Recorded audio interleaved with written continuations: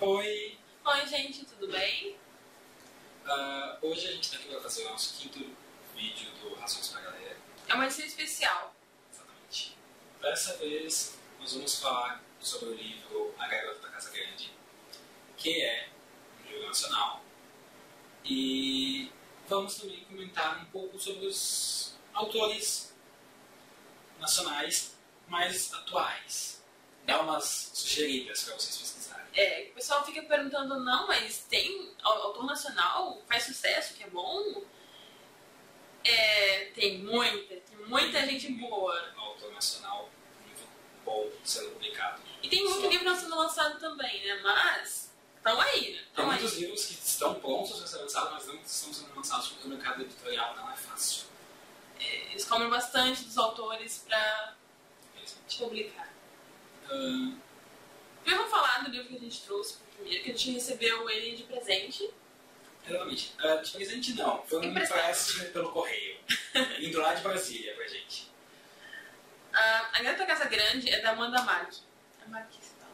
Isso. Deixa eu falar dessa área. Ela conta a história de uma garota que vai sempre passar as férias na casa da avó e tia, no interior. Uma cidadezinha pequena, com uma igreja grande, aliás, só a igreja, que é realmente grande, e ela não conhece ninguém lá. Ela vive em casa e lendo. Vai passar com o cachorro e lendo. Normal, né? Quem visita o interior sabe como é que é a cidade interior. Se tu vem da cidade grande, tu não sabe o que fazer. E no caso dela é a mesma coisa, ela não tem ninguém com quem conversar, não tem nada o que fazer, e ela começa a se intrigar com os vizinhos, porque tu acaba prestando atenção nisso, né? Nos vizinhos.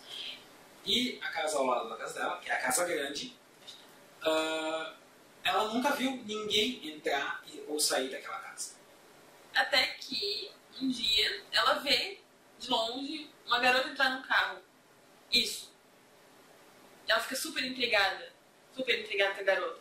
Então, assim, ela passa um tempo pensando sobre ela e depois ela esquece, porque não conta, não vê mais ninguém, parece tipo uma coisa meio fantasma. Até que novamente ela encontra a garota. Não exatamente encontra a garota, é um pequeno incidente que leva ela a encontrar com essa garota, porque a tia dela dá uma admitida e chama ela pra cumprimentar essa garota.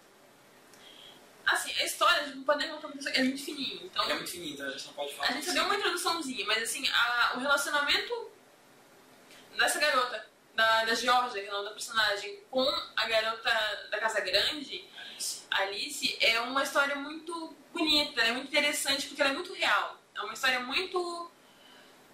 Ela traz questões adolescentes, novas, jovens, todas as pessoas, na realidade, que passaram por certas situações que... Na verdade, o relacionamento da Georgia com a avó é um relacionamento estranho. Difícil normal, é normal entre duas pessoas de idades tão diferentes da mesma família. Mas existe amor. E em alguns pontos do livro isso fica muito evidente. São várias questões tratadas no livro, só que não pode contar, senão perde o encanto. Porque ele é muito pequenininho e a história é boa, é muito ler. Um detalhe sobre o livro. Infelizmente ele precisa de uma revisão melhor. A história é boa, muito tem boa. Uns pensamentos incríveis. Tem passagens do livro que são incríveis, que te fazem realmente parar pra pensar. Só que ele está precisando de uma revisãozinha melhor. Mas é um livro que mereceria ser leitura obrigatória. Sim. Deveria ser leitura obrigatória daquelas que todo mundo tem que ler na escola. Esse merece ser lido. E a autora, Amanda Marque, pelo que eu sei, eu não sei se é verdade, né? Alguém pode me contar, ela está escrevendo outro livro. Não é a continuação desse, porque ela falou que essa história acabou, mas eu não sei sobre o que ela está escrevendo, mas ela está escrevendo alguma coisa, então se alguém souber, me conta. Então, assim, esse livro da Amanda Marque não é o único brasileiro por aí, tem zilhões. Então, vamos mostrar os que a gente tem aqui. Talvez alguns vocês reconheçam, outros não. Nós temos aqui... Vamos lá.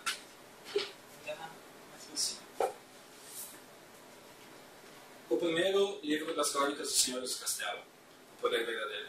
Já saiu o segundo.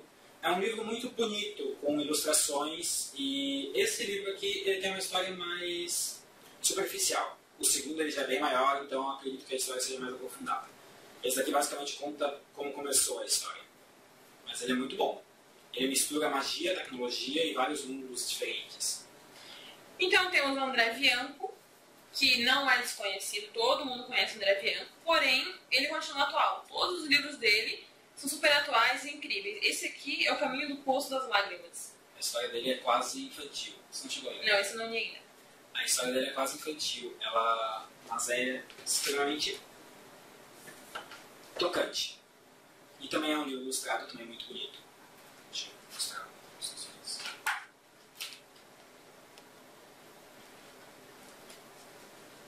Também temos o Rafael Dracon. Tem O Mestre dos Dragões Vermelhos, que também é uma série. Esse aqui é o primeiro, não tem o segundo. Espíritos de Gelo, do Rafael Dracon. Rafael Dracon já é um autor consagrado já. Não só no Brasil, os livros dele já estão sendo traduzidos para outras línguas. O Espadachim de Carvão, que foi a mais recente que eu li nacional, que é incrível. Merece um vídeo só dele. No futuro. A Arma Escarlate, da Renata Ventura, que foi premiado, esse livro foi premiado, mas eu ainda não li, então não posso falar. E vamos para um muito conhecido, eu acho, de todos.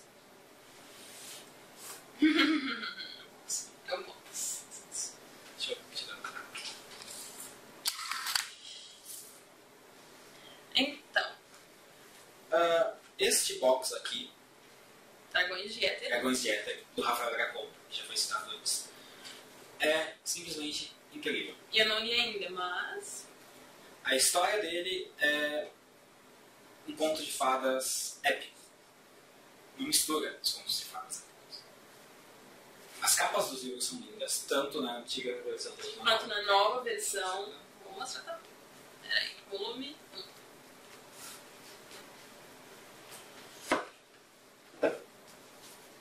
O volume 1, acabou de chegar a capa nova.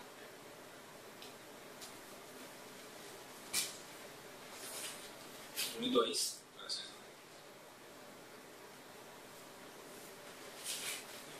Círculos de Chuva. São belas capas, é uma bela história. Esse livro já foi traduzido, já está sendo vendido em Portugal e no México. Tanto que essa capa aqui é a versão do México. Foi feita para ser vendido no México. E trouxeram para o Brasil para gente gastar mais dinheiro. Basicamente. Só para fazer inveja em quem já tem as outras capas. E agora quer ter os dois. É verdade. E daí temos a Carolina Munhoz. Esse livro é O Inverno das Fadas. Eu não sei qual é o histórico dela com as editoras. Só que assim, eu sei que ela tem outra capa desse aqui. Ou duas, não tenho certeza. Eu sei que ela tem outras capas. E essa história, eu vou falar a verdade. Quando eu peguei e li aqui atrás da historinha, que eu resumi, eu pensei, eu preciso ler esse livro de qualquer jeito, a qualquer custo. Eu preciso ler isso. E eu não me decepcionei. Ele tem um ritmo diferenciado, mas a história é incrível, ela é muito instigante. Porque tu quer conhecer a história da fada, mas também tu quer entender qual é a premissa dessa história. Porque é muito boa. Eu nem vou ler porque é compridinho, mas procurem e leiam um resuminho atrás, vocês vão se apaixonar por ela. Tem o Diário da Silvia Arruba, que é História de Bruxas. Bruxas e Vampiros, Quizízades. Assim, ó, pra pensar, Bruxas e Vampiros, ai, coisa mais chata. Não, esse livro, ele é uma coisa tão incrível, tão surreal em algum ponto, que tu pensa, gente, não é possível, esse homem escreveu isso e eu não fiquei sabendo. Porque, assim, a história se passa em Florianópolis, né, de Desterro, antigamente. E conta a história das Sibilas Rubras, que eram essas bruxas ruivas. São mulheres que cor de cabelo fogo, que dominam aquele ambiente. E só de pensar nisso, vontade de ir pro Florianópolis só pra descobrir quem é ruivo lá. A vontade de ir pra lá. Quem são as bruxas da região. E a história é muito boa, é tão envolvente que até certo ponto tu esquece qual é a razão do vampiro na história. Porque ele, assim, faz parte de tudo, assim. Tu termina o livro e fica assim, meio perdido. É um livro que você mergulha na história e você se esquece que a gente tem um mundo que não é assim. É verdade, precisa ler esse livro. Talvez seja. Eu tenho A Fada e o Bruxo, do Francisco Medina. Eu não li o livro, mas pelo resuminho que tem aqui atrás, ele é muito bom. Eu gostei bastante. Assim, as críticas que eu li sobre esse livro, sobre a saga, não sei se é uma saga, mas sei que o pessoal está comentando muito sobre. Eu não sei se já tem o segundo livro ou não, mas é as Crônicas de Ivy. Então, assim, eu não sei se tem continuação ou não, se já saiu ou não, mas ele parece muito bom. E as críticas são bem legais. E temos também 15 dias esse tempo. eu não sei como que é isso. Também não sei como é o nome dele. Ryoki Inoue. Inoue. Ele não é um autor novo, mas é um autor consideravelmente desconhecido para nós. Pra muita gente, eu acho, porque eu não conhecia. Eu tenho esse livro, não li, não conhecia. Gostei muito da história, mas eu não conhecia. Procurando no Google. A minha surpresa foi tão grande que quase caí pra trás da cadeira. Este homem Tem simplesmente pouco mais de... Ele tem 1.100 livros publicados. 1.100 livros publicados. Tipo, ele tem um recorde no Guinness. Tipo, é insano. Pesquisem sobre esse homem. Ele tem 39 pseudônimos. Tipo, 39 é uma coisa Ryoki muito... Inoue. Vejam como é que se escreve. Não sei se ajuda. Ele é tipo o Chuck Norris da literatura? É uma coisa assim. Insano. Outro livro nacional que nós temos aqui é o Código Elfo, que eu no momento estou adorando, Leonel Caldela. Leonel Caldela, que foi apelidado pelo Eduardo Spohr, se não me engano, de o Bernardo Caldela brasileiro, que seria um grande título. O Leonel Caldela é escritor de RPG e o Código Elfo foge um pouco aos outros trabalhos dele, mas parece que ele se sai muito bem nisso. E temos, por fim, aqui, Eduardo Spohr. E eu vou ser bem sincera, eu não li ainda, porque estava emprestado o meu livro, né? Emprestado. Mas nós temos o primeiro livro dele, que é a Batalha do Apocalipse. Saiu faz algum tempo já, e o pessoal se apaixonou por ele. Ele teve uma história diferente, foi lançado uma edição independente na internet, foi vendido uma edição limitada. Depois de um tempo, depois ele se recusando em várias editoras, ele foi chamado pela... pra publicar o livro dele. E depois disso, foi uma loucura, assim, que me lembro quando eu fui aqui no Geotógrafo, né, e também fala sobre o segundo livro de Filhos do Éden, que o outro é Filhos de... É Filhos do Éden, Herdeiros de Atlântida, e o outro é Filhos do Éden, Anjos da Morte. Isso. E eu me lembro que eu fui na sessão de autógrafos dele e é insano, porque ele conheceu autores diferentes, né, tu fica enlouquecido. Lindo. Isso também. Mas o que eu li um pouco da Batalha do Apocalipse, eu ainda não li ele, comecei apenas. Ele tem uma narrativa muito boa, ela é fluida, um pouco complexa em alguns momentos, mas nada ruim de entender. Não é à toa que tem tantos fãs, tem muita gente, muitos seguidores no Twitter, muita gente no Facebook, então tem que ter um motivo para eles ter tanta gente, tantos fãs. O Filhos do Éden, eu estava emprestado e quem me devolveu disse que é maravilhoso, incrível. Tanto que vou começar a ler já o segundo em seguida. Então, assim, pelas críticas que estou recebendo de todo mundo, é um livro que vale muito a pena ser lido. Tanto esse, quanto a Batalha do Apocalipse e Anjos da Morte, que é o segundo desse. Sim. Todos eles merecem muito serem lidos. Tem outros livros que a gente não tem aqui. Não, com certeza. Continuações dos livros que a gente mostrou. Tem Supernova, O Encantador de Flechas, que eu estou louco para ler, do Renan Carvalho. Parece ser incrível. Tem as Filhas das Cinzas também. Esse não foi publicado ainda. É de um amigo meu, Hospedeira das Cinzas. Ele parece muito bom. Pelo que eu vi. Então, pelo que eu acompanhei, e pelo trabalho, pela edição que o Lucas, o autor, fez para ele, o livro Salinho, ele não está conseguindo nenhuma editora que publique gratuitamente. Infelizmente, o mercado editorial ainda cobra muito para publicar um livro.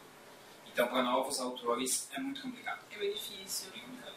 Mas, se tudo der certo, se tivermos um bom incentivo aí na nossa literatura nacional, logo teremos mais alguns livros maravilhosos. É verdade, muita gente chegando agora no mercado esse final desse ano, começando ano que vem, tem muita gente lançando muita coisa boa, muita coisa boa. E tu fica, querendo ou não, tu vê que os preços são um pouco altos, porque o governo não incentiva, eles não colaboram, eles não colaboram com a produção nacional, sabe?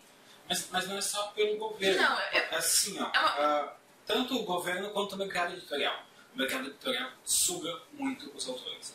Um livro tem uma média de 10%, 5 a 10% de lucratividade em venda de livraria.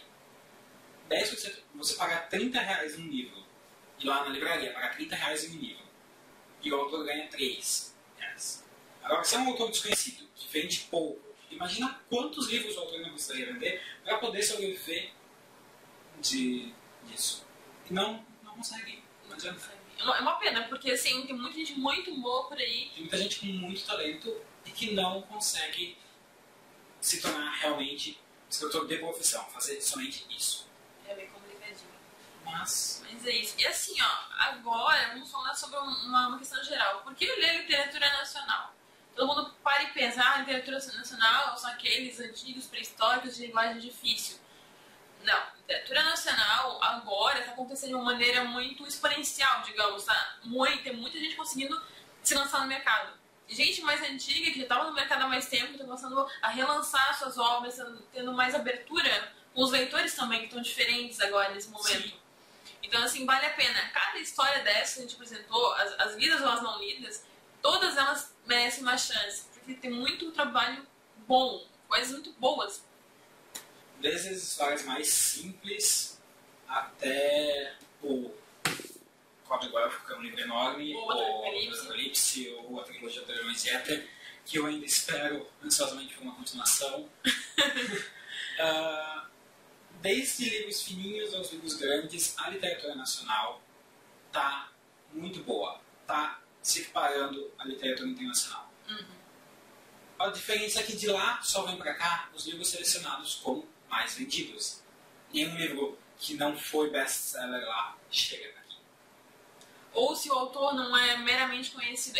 Claro que existem fatos, acontecimentos, tipo, alguém deve lembrar Harry Potter, tipo, você dá uma pesquisadinha, mas saber que quando ele começou a fazer um pouquinho de sucesso, ele não era nem conhecido. Quando ele foi para ser vendido para Roku, o dono ficou meio assim de comprar porque não era um autor conhecido, ninguém sabia quem era, não sabia se era sucesso ou não. Foi uma jogada meio no escuro. Mas é assim, sabe? São várias apostas. E vão ser pessoas, vão já acompanhar dele com ele muito tempo ainda. Eu acho que é isso, né? Isso. Esse é o nosso vídeo sobre literatura nacional, a nova literatura nacional. E a gente vê na próxima. Tchau, gente.